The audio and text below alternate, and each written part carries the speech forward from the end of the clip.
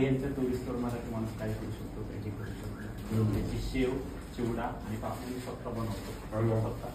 Hotel मॅनेजमेंटचा माझा काही संबंध नाही किंवा कोणती पार्श्वभूमी नाही बनली माझ्या. नॅचरली मधुराताई, त्याच्यानंतर सरीचा किचन. नमस्कार मित्रांनो, मी सागर बोर्डे, मुंबईचा मराठी भेळवाला.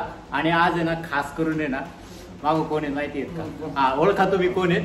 आणि सगळ्यात महत्वाचं, मी ना 2:22 या नाटकाचा शो पाहण्यासाठी आलो होतो. आणि खास करून सरांसाठी बघा, सर्वांसाठी ना आपल्या ओली भेळ, सुकी भेळचा नाश्ता घेऊन आलो होतो. आणि मॅडमनी, सरांनी, सगळ्यांनी ना भेळचा आस्वाद घेतलेला आहे. तर आवर्जून आपण मॅडमला विचारूयात कशी लागली भेळ.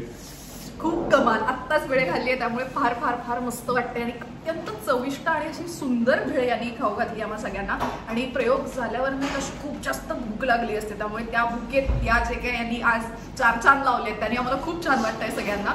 आणि एक गोष्ट म्हणजे, हे बाकी सांगतीलच, पण मला जी पर्टिक्युलरली खूप जास्त आवडली की याचे सगळे इन्ग्रेडियंट्स हा स्वतः बनवतो. त्यामुळे स्वच्छ आणि चविष्ट आणि सुंदर अशी भेळ तुम्हाला खायची असेल तर नक्की याच्याकडे जा.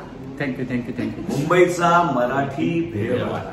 आता अनिकेत सर आहेत, अनिकेत सरांना आवर्जून विचारूयात, सर कशी लागली भेळ. नाही, खूपच मस्त, वेगळी होती बेसिकली. आणि माझ्याकडून तुला खूप शुभेच्छा. Thank you sir. आणि आता सगळ्यात महत्वाचं, इकडं सर आहेत आपले, सर्वांनी ओळखलंच असेल, चला हवा येऊ द्या. सर कशी लागली भेळ. भेळ खूप मस्त आहे. यांनी मला सांगितलं की भारत गणेशपुरे यांच्याकडे खूप वेळा भेळ खाऊन गेले, तर भारतला आता यावेळेच्या सीझनला सुद्धा आता यांना बोलवणार आहे. चला हवा उद्याच्या सेटवर. आमचं नाटक 2:22 प्रयोगाला आम्हाला प्रयोगानंतर छान भेळ खायला मिळाली.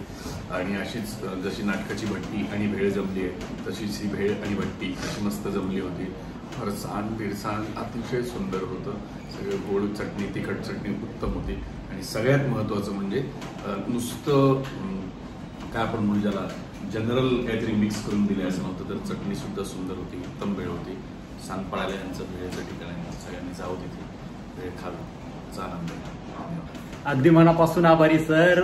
अगदी तोंड भरून कौतुक केलं, मनाला बरं वाटलं आणि छान वाटलं. एकदम मन असं प्रफुल्ल झालेलं आहे माझं. आणि आवर्जून तुम्ही देखील वेळ खायला या. आणि कुठं? सांगपाड्याला खास करून. Thank you thank you.